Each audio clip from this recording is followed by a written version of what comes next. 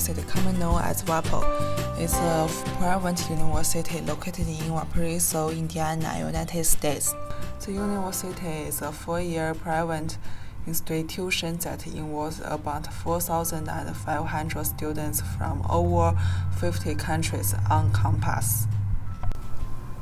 According to a recent survey, 1 million international students were enrolled in the United States in the past year. The number of international students has nearly doubled in 10 years. What are the reasons that drive so many international students to leave their homes and come to the United States? What are their plans and what do they hope to achieve? My sister graduated here, and then I saw her example, and I also had a wish to come here to study.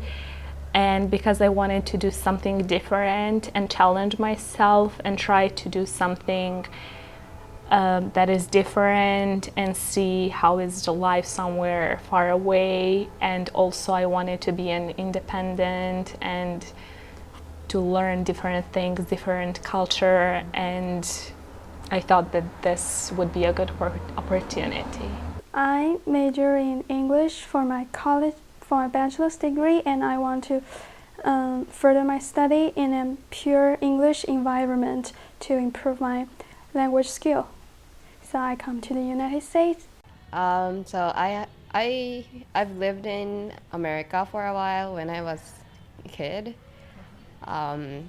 I was here till 6 years old, and I wanted to come back to America like when I can, when I have chance. Then my university had an excellent program, so I wanted to take advantage of that, and now I'm here in America. So.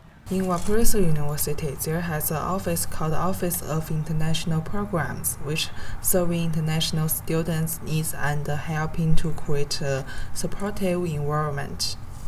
I have been working in the international office for about 3 years now, and when I first started in the office, we had our biggest group of international students, I think ever at VU. There were just over 700 students.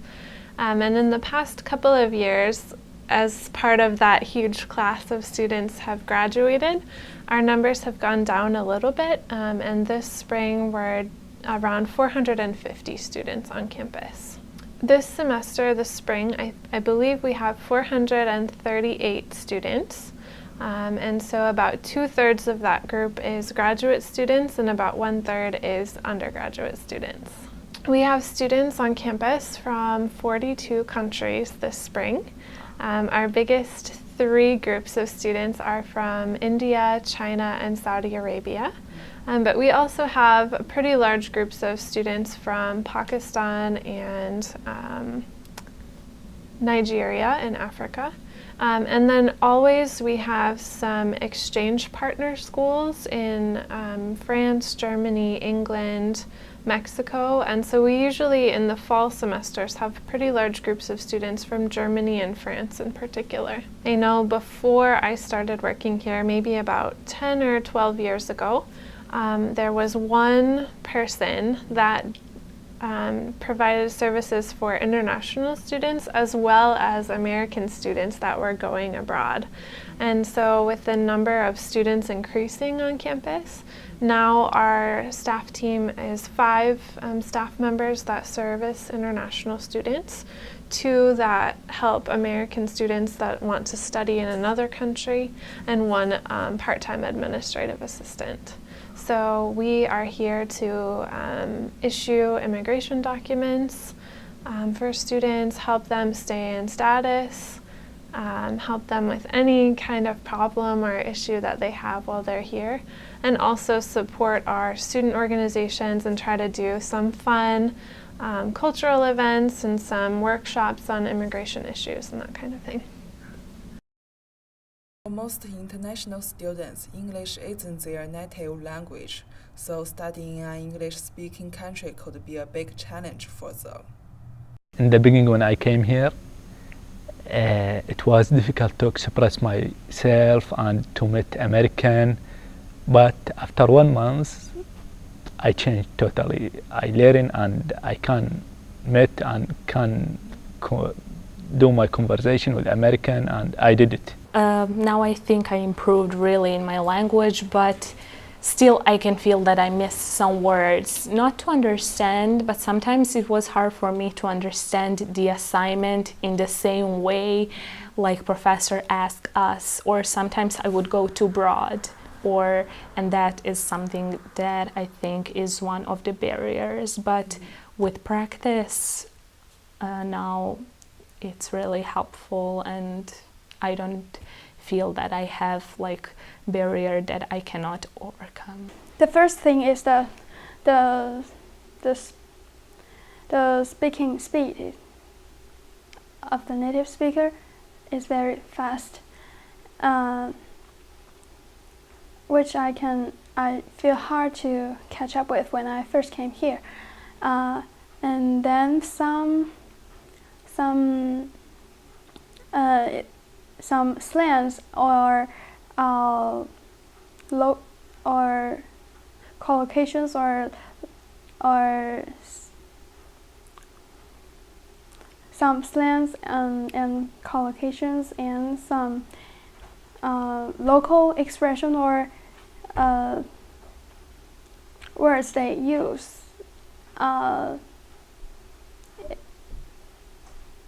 It's not that clear to a non-native speaker.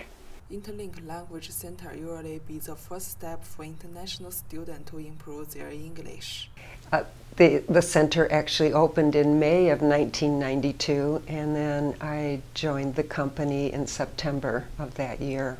If you put those two words, inter and link, together, it's almost a picture like our logo. It has circles that touch, and it's the idea of bringing together people from all over the world to connect. So Interlink is a place where people can be accepted and appreciated for all of the cultural differences that there are among people, and enjoy getting to know one another that way in the context of learning English.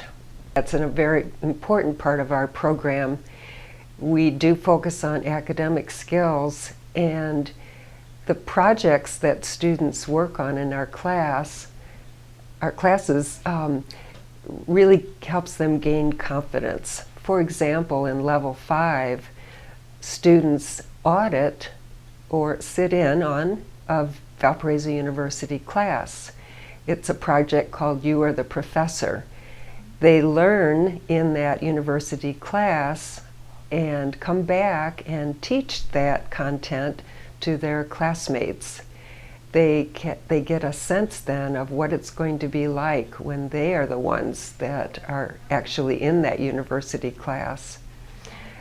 Also, our projects involve teamwork, and that's an important part of university classes. Both undergraduate and graduate students will find that one of the important teaching methods in an American university is the idea of a team project where you're working together and you're bringing your perspective and your combined efforts to with the result of a project that you've been working on. Arshad and Nawana used to study in Interlink, and now they studying in Valparaiso University successfully after they graduate from Interlink. I graduate from the English Language Center and Interlink. Is that the best thing? First step to start law school university. When I start in law school university, that is the best thing for me to happen in America, because I start my academic study. I finish my English learning. I finish my first step to learn English, and I speak good English better than I first came here, and start in Valparaiso, in law school Valparaiso University, and they are welcoming and they are helpful for me. It's that great thing for me. The best memory maybe was for my graduation of Interlink, and I was so happy because after so much work, so daily assignments, and coming home crying because I did not pass this or I failed some assignment. I was so sad, and then when I graduated, I was happy, and I'm glad that I made a lot of friends. So those are my best memories. Studying in America for international students also means living far away from home. It might be their first time to living without families take care. Totally, I miss my home. I told you, we met here is different community, different culture, and even the connection with my family I depend on internet, and that's difficult for me, for example, because a few times I call my family because they don't have internet, and for example, right now I have 1 month ago I don't call my mother because she doesn't have any internet, and my brother, he couldn't call me, and I have this problem. But anyway, they are good, and I can call them a few times. I miss always, and I cannot wait to go home. I'm so homesick that sometimes I just don't know how I was able to live here 2 years without my home, and it's really hard, and I was homesick. But with the time, as the time passes, you just learn that that's your life, and you just adapt to situation, and work and studying helped me to focus only on studying and to be the best in what I am doing. So that helped me to reduce homesickness, but I cannot wait to go. International students come back to home during some special festival, so they really hope some activities to reduce their homesick. We support one of the largest student organizations on campus, which is VISA, and they do lots of activities on campus for culture events, celebrating different international holidays, just a lot of really fun events. And then they do the big events, World Banquet and Food Bazaar. And then our office hosts other events like our meal at Valpo, where different faculty and staff members hosted international students in their homes for a meal. We have the Coffee and Conversation series, so each month we focus on a different topic, and it's just an informal way to have a conversation and meet professors and staff members, meet other international students and American students. And then we also have eat and greet lunches, where students from different countries will cook a simple lunch and serve it. It's open to all of campus. And then on the immigration side of things, Andrew, my colleague, will host CPT and OPT workshops for students that need work authorization.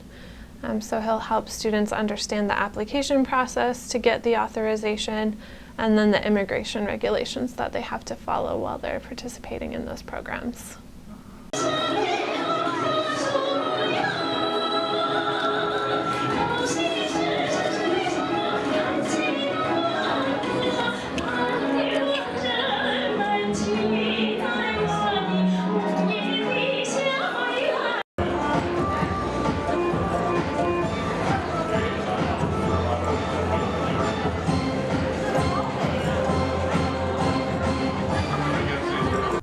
After Donald Trump was elected as the new American president, people held an immigration march at Valparaiso to show their attitude. Especially here in Valparaiso University, all of them, they respect Muslim students. For example, I don't know if you know that about Trump ban and what his thought about Muslim and especially Middle East people. For example, the Professor Heckler, he is the president of the Valparaiso University. He sent letter for all by by email for all the Muslim student, and he showed them how he is sympathy with them, and he will help them for everything. Don't worry about anything about the news, and you are a student here, you are safe, and you are welcoming in Valparaiso University. He show his feeling about us and how his thought, and we feel like we are not stranger in Valparaiso University. We are welcoming here. We are, for example, we are not reject to be in Valparaiso University or even in Valpo city.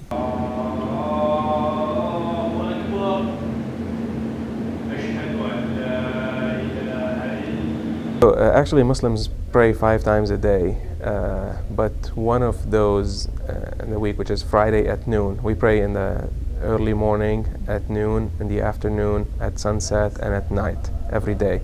The one at noon on Friday is the one that should be done collectively with a sermon every week. So we feel that the purpose of the prayer is to keep reminded that God is there, and that whatever you do in your daily life should be done according to the way God wants us to live and conduct our life.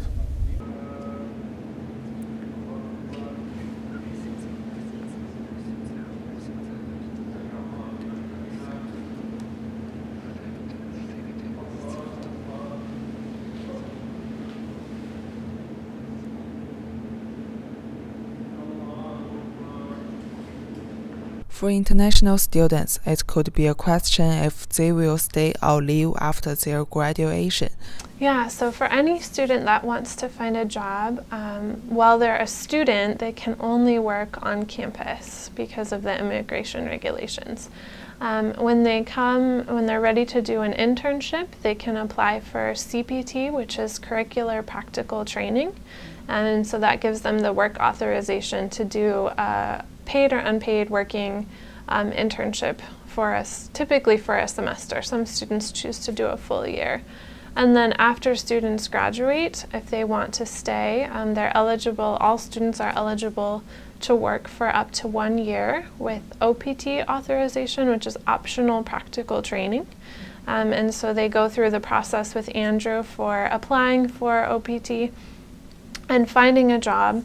And then they're able to work for up to 1 year, as long as the job has to be in their field of study. So a student studying nursing can't go and find a job in a McDonald's because that doesn't relate to their job. And so students in certain majors also have additional opportunities to apply for an OPT extension for up to 2 years if they are in a STEM field, so science, math, technology, and engineering. Firstly, I couldn't stay, and I don't like to stay. I want to go back to my country. My country, they give me a favor to complete my education in America, and how I can do, I return them what I have to do something for them, and I have to go back and do something. I would love to stay here, and I think that I love this country, and with the time that I spend here, I love, and I think that I would love to stay and to try to find a job here, because I think that I would have a good foundation and good knowledge. So I think that would be something. But I would also feel sad because it's really far away from my country, and I miss my friends and my family. So that's one thing that I don't like. Honestly, I think that there is a lot of good students that are studying hard and working also. So I think that there is a lot of opportunities, but also there is a lot of students and there is a lot of competition. And I'm a little bit afraid, but also today professor told me be confident, and then I think that also we should be confident when we want to do something, so I'm trying to be optimistic. If I could, I'll go back to Japan like occasionally, but I'm now searching for some internship after graduation too. for this summer vacation also. If I could have some job in America, I'd love to have that. I'm still figuring out. Yeah.